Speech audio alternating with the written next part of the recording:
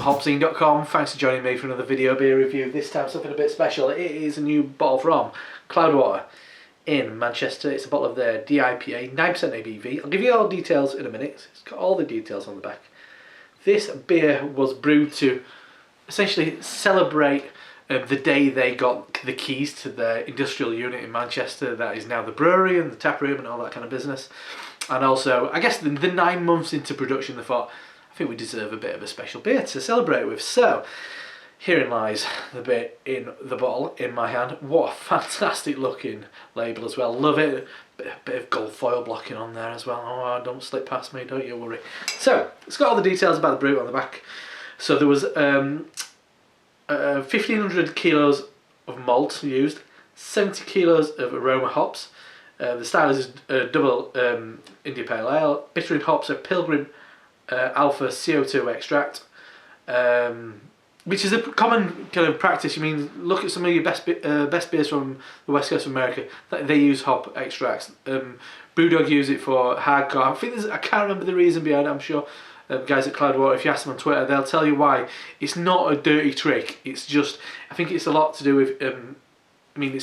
If you're going to put a shitload of hops in the back end, what's the point in putting some in the middle? And I think it does alter the flavour as well, and maybe it's something to do with the protein as well. But as I said, ask the guys on Twitter because they'll give you a good answer. But obviously, this is what you all want to know about. So the malts are extra pale Marisota, liquid glucose syrup, so that's just using to up the ABV without adding too much grain to the mash. Once again, common practice in America, nothing wrong about that. The yeast is an American Pale Ale yeast, so I'm presuming that's like the White Labs, is it? Anyway. Then the aroma hops are, this is what you're interested in obviously, Centennial, Simcoe, Victoria's Secret, Nelson Sauvin, Chinook, Citra, Ella and Pacific Jade. Looking forward to this. I've heard great things. I don't know if Chris is watching. I've got a DM on Facebook from him in the middle of the night last night saying, have you tried it? I'm like, no, not yet. And he says, are you any good? Yeah. So somebody who I barely see him once in a while, feels strongly enough to contact me out of the middle of nowhere and say, have you tried this beer? He clearly made an impression on him, and I respect his opinion on good great beer. It's a task to pull this beer off, I personally think. Some American breweries nail it. We haven't always reached that mark in the UK. So, beer in the glass. I've got a preview then. Beer in the glass, slightly hazy. I might have got a bit of yeast, I think, in there. I think there might be a little bit of yeast in this, not much. But a load of protein haze. Perfect pale golden beer. Pure white froth on top. Let's give it a swirl and sniff. Can't wait. Oh yeah, that's my kind of beer, that. Oh, that's lovely. In my mind it conjures up kind of oranges on the tree with like leaves on it and stuff. It's just a real kind of vibrant, fresh orange. It's fleshy, yet it's the peel. A nice amount of pine, but the pine's uber fresh. Lots of mango, passion fruit, absolutely loads of passion fruit. Hint of lime zest. I think lime zest often hints towards kind of it's the pith, it's the dryness, something a bit sharper and a bit more potent than obviously grapefruit, loads of grapefruit. Not a hell of a malt character, but this is all about the hops and it smells amazing. I can't wait to dive in. Let's dive in. Cheers.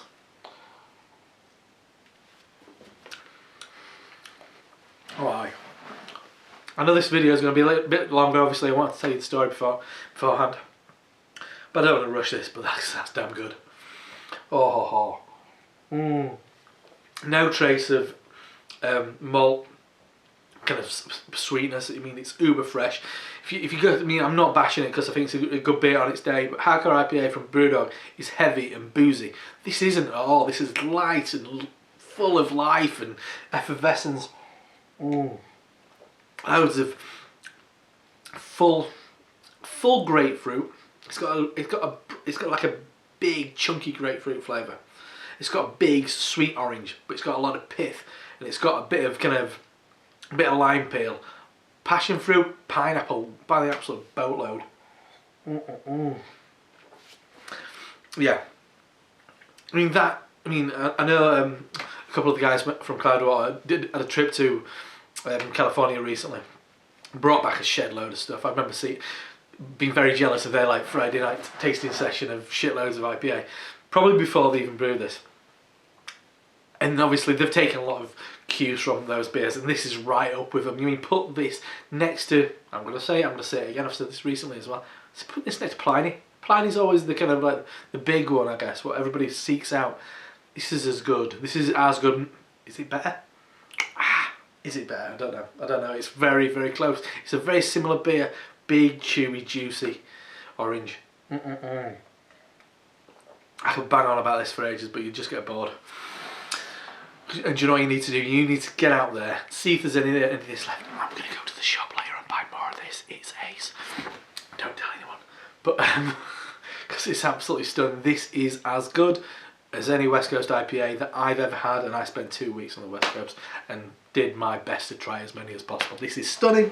This is a bottle of Cloudwater's DIPA, 9% ABV. That is stunning. I love it. Reminds me of some of the kick-ass beers I've had from Amabroy House, and if you watch my channel, you know how much I love them.